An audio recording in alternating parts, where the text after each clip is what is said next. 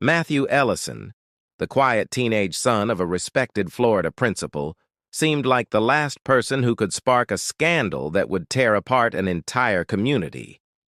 But when investigators uncovered encrypted files hidden deep inside his devices, the shocking truth revealed a double life that no one saw coming.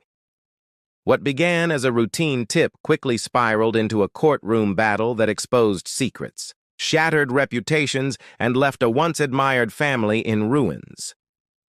Welcome to Modern Crimescope, where we bring you gripping true crime documentaries, untold scandals, and real-life mysteries that keep you on the edge of your seat.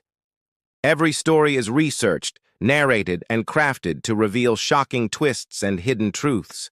Subscribe for weekly deep dives into the world of crime, justice, and the secrets that change communities forever. The Ellison family lived in a neighborhood that most people would describe as safe, clean, and peaceful. Every morning, Robert Ellison left the house wearing a crisp shirt and tie, his reputation as the local high school principal following him wherever he went. He was respected by colleagues, admired by parents, and trusted by students. His wife, Denise, often hosted school board members and neighbors for dinners, projecting the image of a perfect family. Their 17-year-old son, Matthew, was seen as quiet and studious, though some said he was a little withdrawn. Nobody suspected that behind the front door of their suburban home, a storm was quietly brewing. That storm began to break on an ordinary Friday afternoon. It started with a small group of detectives arriving in unmarked cars. Their presence in the quiet neighborhood immediately raised suspicion among the neighbors. They walked up the Ellison driveway with purpose, carrying warrants and equipment that suggested they were not there for a casual visit. When the front door opened, Robert Ellison's composed expression faltered for the first time in years. The officers explained the nature of their investigation, and within moments, they moved past him and headed straight for Matthew's bedroom. Inside, the air was heavy with tension. Matthew sat on his bed, his face pale as detectives began to seize his laptop, phone, and external drives. Every drawer and folder was examined, every hidden corner of the room uncovered. What they found was disturbing enough to silence the house. Within minutes, the devices were bagged as evidence, their contents locked away for later analysis. The Ellison family stood frozen, unable to fully understand what was happening, as the officers explained that their son was the subject of an investigation connected to online child exploitation. The community first heard of it when the flashing lights appeared outside. Neighbors peeked from behind curtains and whispered over fences, their eyes locked on the once-admired family. To them, Robert was a leader, a moral voice in the town. The news that police were inside his home was more than gossip. It was unthinkable.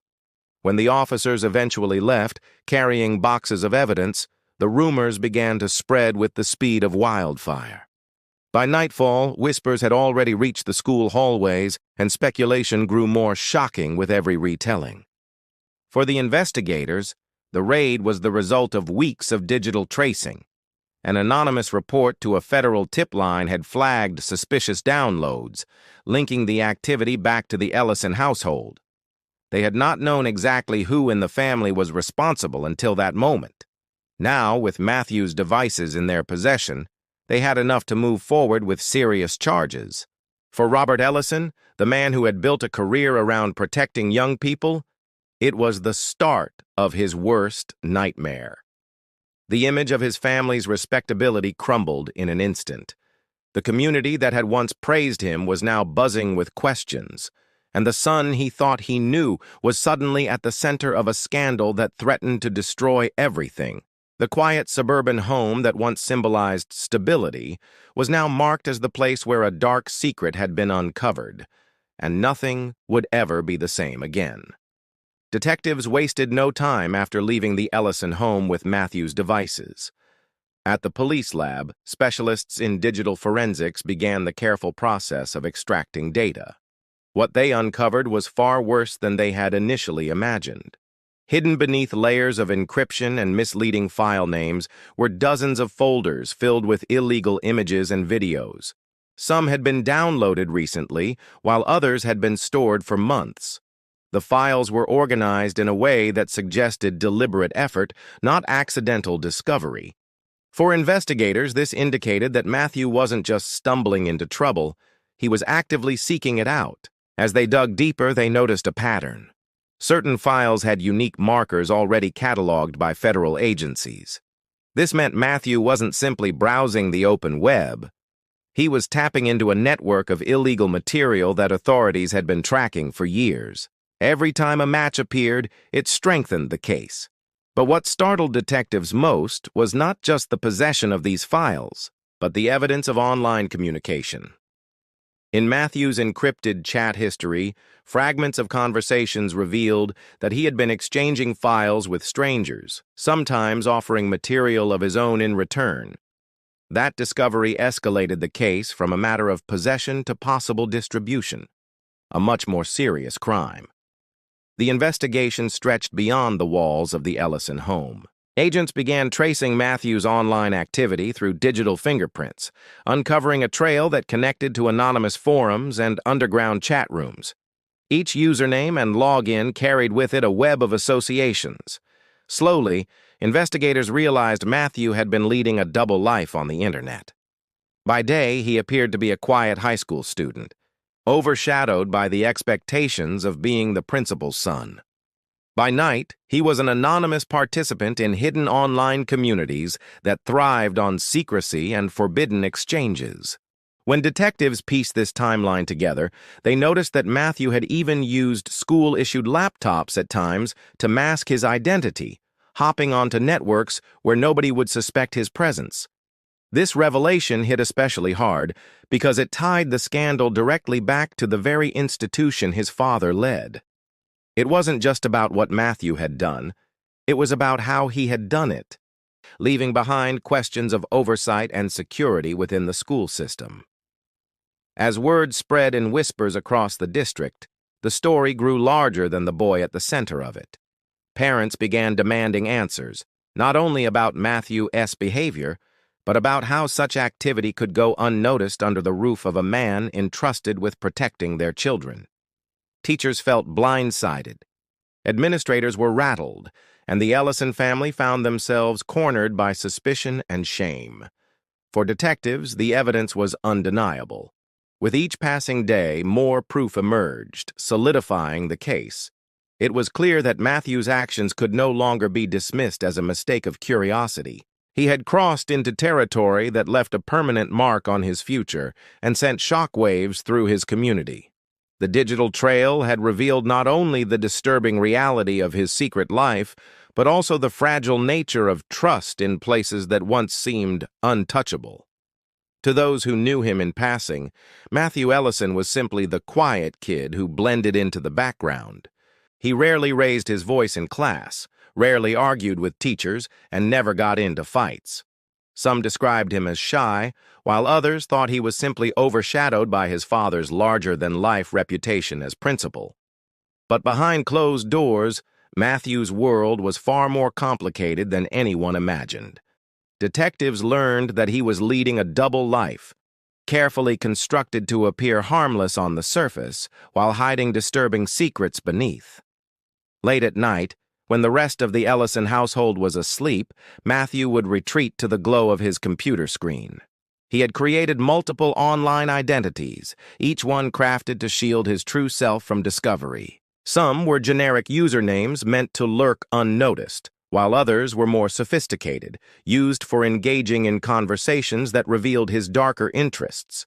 Investigators found entire chat histories where he had communicated with strangers from across the country. These were not casual exchanges. They involved coded language, trading of files, and attempts to build trust within circles that thrived on secrecy. What shocked investigators was how organized Matthew had been. The folders on his devices weren't random collections. They were cataloged meticulously, with file names disguised to look harmless at first glance. In one case, a folder labeled School Projects contained encrypted material that could only be unlocked with a password he had memorized. The level of planning suggested not just curiosity but intention. He wasn't wandering into dangerous spaces. He was seeking them out and actively participating. The fact that some of this activity had been linked back to the school network made the discovery even more unsettling. Forensic specialists uncovered evidence that Matthew had occasionally logged in through the school's Wi-Fi, masking his activities during after-hours. This revelation caused a stir among investigators because it raised the terrifying possibility that his behavior was happening within the very institution meant to safeguard children. Even though there was no evidence that Matthew had targeted classmates, the idea alone was enough to ignite fear and outrage once the story spread. Meanwhile, the public image of the Ellison family began to fracture. Robert Ellison had built a reputation on rules, discipline, and moral guidance, but now whispers circulated that he couldn't even control his own son. Parents who once praised him began to question whether he had overlooked warning signs. At school board meetings, voices grew louder, demanding his resignation. Some community members expressed sympathy for the family, suggesting Matthew had been manipulated online, while others viewed him as a predator who had betrayed their trust. For Matthew, the double life was no longer hidden. Every encrypted file, every anonymous login, every late-night chat was now evidence in the hands of law enforcement. The carefully maintained image of the shy teenager was stripped away, replaced by the reality of someone who had crossed a line that could never be erased. The discovery of his secret world not only shattered his own life, but also dragged his family and community into a storm they could not escape.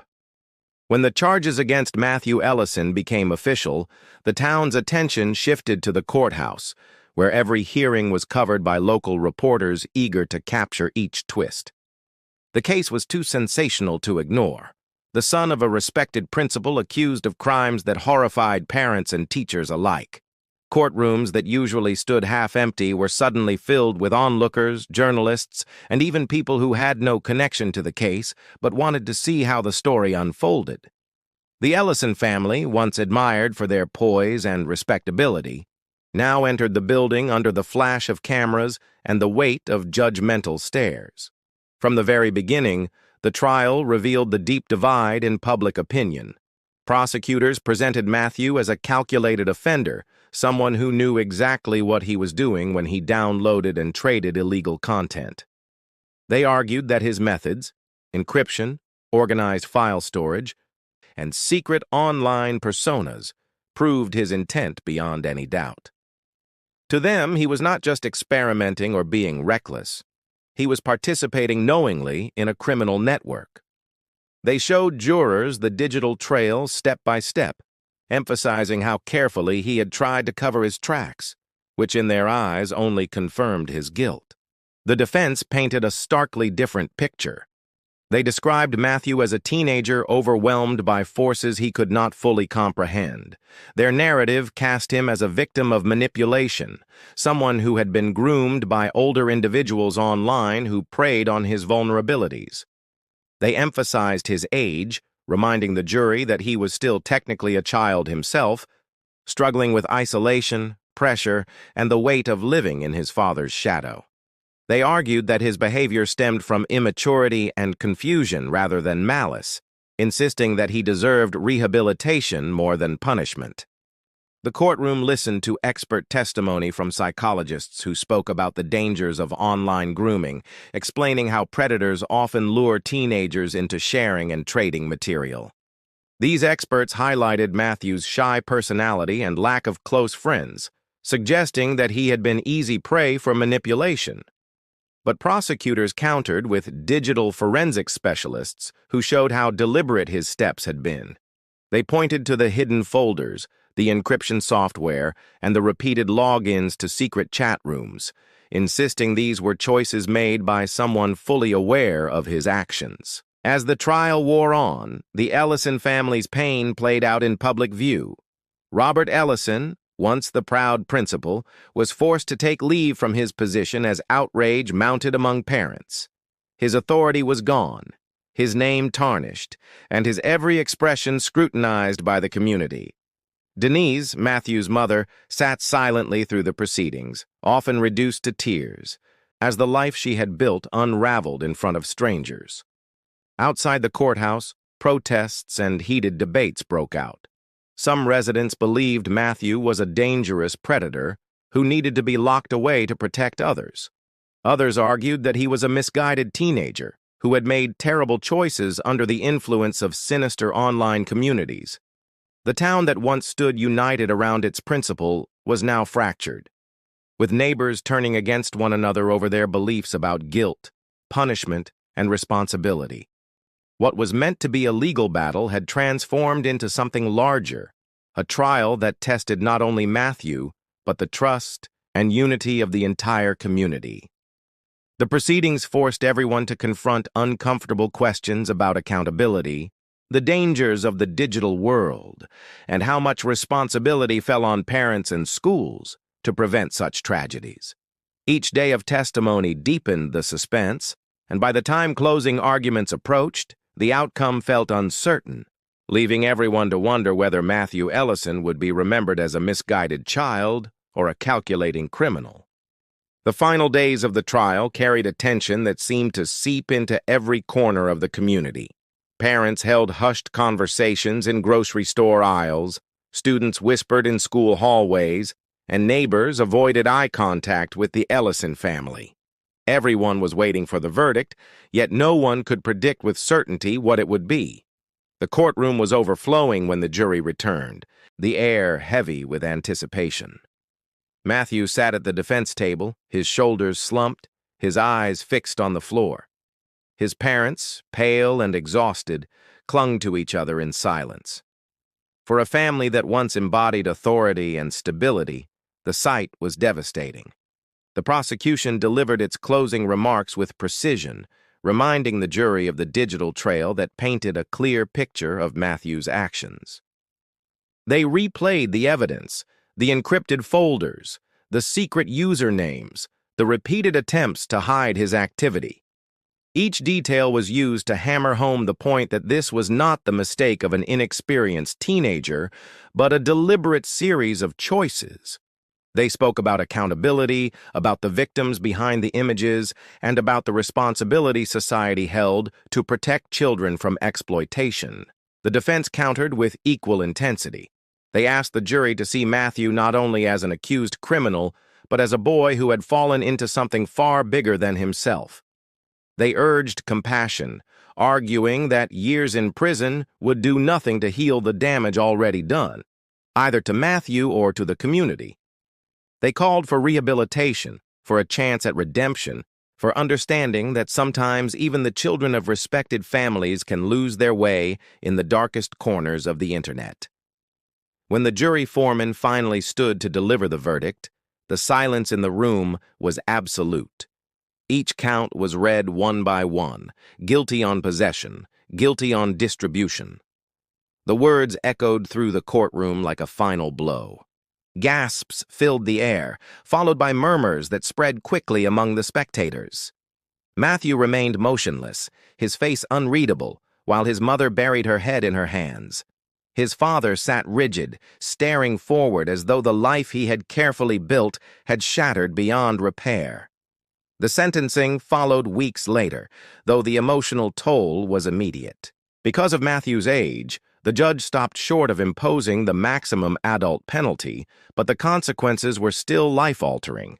He was sentenced to several years in a juvenile correctional facility, followed by strict probation and mandatory registration that would shadow him long after his release. The judge's words were stern but carried a note of warning, emphasizing that choices made in secrecy could destroy lives, not only for victims, but also for offenders and their families. When the Ellisons left the courthouse for the last time, they were greeted not by the admiration that once followed them, but by flashing cameras and the sting of public shame. Within months, the family moved away, unable to withstand the constant stares and whispers that had turned their quiet neighborhood into a place of judgment. The school board officially accepted Robert's resignation, closing the chapter on his career and leaving the community to grapple with the fallout. For the town, the case left scars that would not easily fade. It became a cautionary tale repeated in classrooms and living rooms, a reminder that danger can emerge from behind any closed door, even in the most respected households. For Matthew, the verdict marked the end of his double life and the beginning of a future defined by consequences. And for those who once admired the Ellison family, it was proof that no reputation, no matter how carefully built, can survive the weight of hidden truth.